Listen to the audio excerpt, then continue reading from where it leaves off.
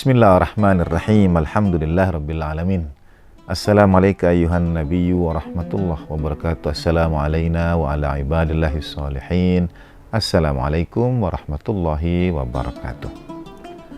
Asyhadu an la ilaha illallah wahdahu la syarikalah wa asyhadu anna sayyidana wa maulana Muhammadan abduhu wa rasuluh. Allahumma salli wa sallim wa barik ala sayyidina Muhammad wa ali sayyidina Muhammad wa ajil furajahum. Tribuners, selamat menunaikan ibadah pada hari-hari penuh berkah di bulan suci Ramadan. Kepada anak-anak santri, saya di bulan Ramadan mengadakan kuis-kuis pertanyaan singkat di pesantren kilat. Misalnya, contoh kuis itu sebutkan nama daratan yang hanya pernah disinari oleh matahari sekali saja seumur hidupnya. Anak-anak akan mencoba menyebutkan berbagai macam jawaban, misalnya Antartika kah, atau padang pasir kah. Ada juga yang mengatakan misalnya tanah makam, kuburan, dan sebagainya. Tanah makam sangat mungkin digali kembali, dapat sinar matahari lagi. Sebenarnya jawabannya adalah tanah atau daratan yang dilalui oleh kafilah Nabiullah Musa alaihissalam ketika laut dibelah itu. Berlari dari kejaran Fir'aun dan bala tentaranya, laut dibelah dan Nabi Musa berjalan bersama Bani Israel melalui celah di antara lautan yang terbelah. Itu daratan yang setelah itu samudra tertutup kembali dan tidak pernah disinari matahari selama-lamanya. Nah, dalam rangkaian kuis seperti itu, pertanyaan seperti itu, di bulan suci Ramadan ada pertanyaan juga. Puasa seperti apa yang pada puasa itu kita boleh menikmati makan dan boleh menikmati minum? Jawabannya sebetulnya, untuk sampai pada jawaban itu izinkan saya mengantarkannya dengan sebuah kisah. Orang tua saya, ayah saya studi di Australia untuk mengambil S3 dan beasiswa belum cair. Kami sekeluarga sangat berada dalam keterbatasan dengan berbagai pembiayaan dan sebagainya. Kami merasakan ujian kehidupan. Begitu rupa sampai tabungan terakhir anak adik bungsu kami itu dipecahkan untuk mempertahankan keberlangsungan hidup kami di sana. Di tanah air, bapak itu punya satu kendaraan, mobil. Berbincang dengan keluarga, mau kita jual saja. Dan pada saat sudah niat mau dijual, mobil itu dipakai, dipinjam. Tiba-tiba di jalan tol ada truk yang membawa gelondongan kayu, rantainya lepas, menghantam mobil itu, hancur. Tak tersisa tinggal rangka besi saja. Kemudian Allahyarham mengatakan, Allahyarham ayahanda saya mengatakan, memang kita ini kadang-kadang kalau sudah diuji, dicoba, seperti terasanya itu beruntun. Mau dijadikan jalan keluar, malah jadi cobaan berikutnya.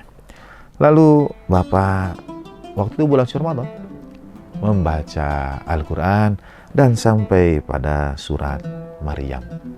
Ketika Allah SWT mengisahkan Nabiullah Zakaria yang diuji Allah Ta'ala dengan berbagai cobaan. Satu di antara ujian Allah Ta'ala pada Nabi Zakaria adalah beliau belum beroleh keturunan. Sampai Nabi Zakarianya sudah sepuh, sampai rambut beliau beruban, punggung sudah renta, ruku membungkuk. Nabi Zakaria tidak henti berdoa kepada Allah Ta'ala, tidak putus asa berdoa. Kemudian Allah Ta'ala karuniakan jawaban. Nabi Zakaria akan beroleh seorang putra. Dan Nabi Zakaria kemudian bertanya kepada Allah Subhanahu wa Ta'ala. Ini surah Maryam ayat ke-10.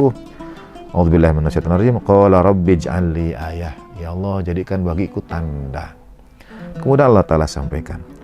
Qala ayatuka alla tukalliman nasa thalatha layalin sawiyya. Tanda untukmu itu adalah engkau tidak berbicara dengan manusia 3 hari lamanya. Nah, ini yang sering disebut dengan puasa bicara. Puasa yang kita boleh makan, kita boleh minum, tapi yang kita tahan lidah kita, yang kita tahan lisan kita. Kita ini, saudara sekalian, Tribuners rahimakumullah, adalah orang-orang yang punya berbagai macam permasalahan hidup. Ada banyak hal yang memenuhi isi pikiran kita, menghimpit rongga dada kita. Dan Allah Ta'ala sebetulnya ajarkan melalui kisah Nabi Zakaria ini. Beliau yang berharap ingin punya putra, ingin punya keturunan, bertahun-tahun tidak kunjung memperolehnya. Allah Ta'ala kemudian dalam tanda petik ajarkan, mulailah dengan tidak berbicara pada manusia. Illa romza dalam ayat Al-Quran yang lain, kecuali dengan tanda saja. Ini menarik. Dalam lanjutan ayat berikutnya yang mengisahkan tentang Sayyidatina Maryam salamullah alaiha, ketika Siti Maryam, ibunda Nabiullah Isa alaihissalatu wassalam itu, kalau kuis berikutnya ya dalam pesantren kilat adalah sebutkan 5 ciptaan Tuhan yang terlahir dalam keajaiban. Misalnya Nabi Adam alaihissalam lahir tanpa ayah dan ibu.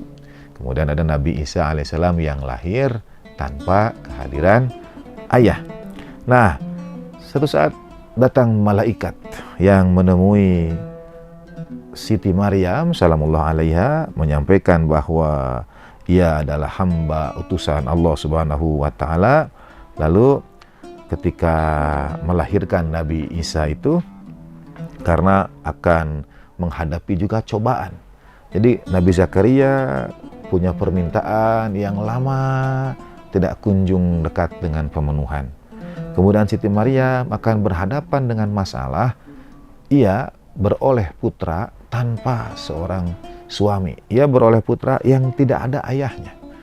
Bayangkan, ia akan kembali ke kaumnya, kembali ke keluarganya, membawa anak yang tidak jelas siapa ayahnya. Ini tantangan, kendala, masalah yang sangat berat bagi Siti Maryam salamullah alaiha. Dan malaikat utusan Allah Ta'ala ini kemudian menyampaikan, Fa'im a'udzubillahi minasyaitonir rajim, fakuli washrabi wa qurri 'aina fa imma tarayinna minal bashari ahadan faquli inni nadartu lirrahmani shauman falan ukallimal yauma insiya. Surah Maryam ayat ke-26. Makan dan minumlah. Dan kalau engkau kemudian melihat berjumpa dengan seseorang, ia bertanya kepadamu, karena ini pertanyaan yang akan sangat dihindari, sesuatu yang ditakuti, masalah yang besar, pulang ke kaum membawa anak bayi tanpa ayahnya. Katakanlah, kata malaikat ini, inni nadartu lirrahman, pada Siti Maryam, aku ini bernazar pada Allah Ta'ala yang Maha Pengasih, aku akan puasa. Falan ukallimal yauma insiya, dan aku tidak akan bicara dengan manusia. Sebetulnya dua hal ini, yang satu punya hajat yang ingin dipenuhi, yang satu kekhawatiran menghadapi tantangan kaumnya yang mungkin akan berkata yang aneh-aneh macam-macam dan lain sebagainya. Dua permasalahan, dua kekhawatiran. Betul, Allah Ta'ala agama mengajarkan kita dengan doa-doa. Satu di antara yang Al-Quran ajarkan juga adalah dorong doa itu dengan amalan. A'udzubillahi minasyaitonir rajim. Ilahi yas'adul kalimut thayyib wal amalu shalih yarfa'uh. Kepada Allah Ta'ala naik kalimat-kalimat yang indah, amal soleh mendorongnya lebih tinggi lagi. Kita bisa dorong dengan amalan, tapi ada satu dengan amalan-amalan ibadah kita yang lainnya, tapi ada satu amalan khusus yang dalam surah Ar-Rahman ini Allah Ta'ala jelaskan, yaitu di bulan suci Ramadan sekarang ini misalnya. Angkatlah doa-doa kita itu dengan kita menahan lisan kita, dengan kita menjaga pembicaraan kita, dengan kita puasa bicara. Ternyata dalam kisah Nabi Zakaria dan Siti Maryam ini, puasa bicara mendekatkan diri pada ijabah doa, pada pemenuhan apa yang kita harapkan. Puasa bicara juga membantu kita menghadapi permasalahan yang kita khawatirkan. Mengapa demikian? Karena sebetulnya Tribuners, manusia adalah makhluk yang tidak pernah dapat berhenti berbicara bahkan pada dirinya sendiri. Memang ada praktek meditasi ketika kita misalnya diminta untuk fokus khusus, tapi manusia tidak pernah bisa betul-betul hilang, kosong, tanpa kata-kata dalam dirinya. Kata-kata yang masuk dalam dirinya itulah yang kadang-kadang dalam pemenuhan ijabah doa, dalam menghadapi masalah, memberikan kepada kita banyak kekhawatiran. Ketika kita berhenti berbicara, berhenti riuh rendah di kepala kita, pada saat yang sama kita belajar untuk lebih berserah diri pada Allah Subhanahu wa taala, menyerahkan diri kita pada Allah taala, menyerahkan segala ketentuan kepada Dia. Di bulan suci Ramadan ini kita menahan rasa lapar. Pada saat yang sama, kata sebagian ulama, satu di antara makna setan dibelenggu itu sebetulnya adalah kendali kita atas diri kita itu melemah. Termasuk kalau kita mau menggunjingkan orang lain, membicarakan orang lain, apalagi sampai menyebarkan isu yang tidak benar dan sebagainya, itu melemah. Jadi lisan kita berkurang aktivitasnya. Pada saat lisan berkurang aktivitasnya itu, ruh kita menguat.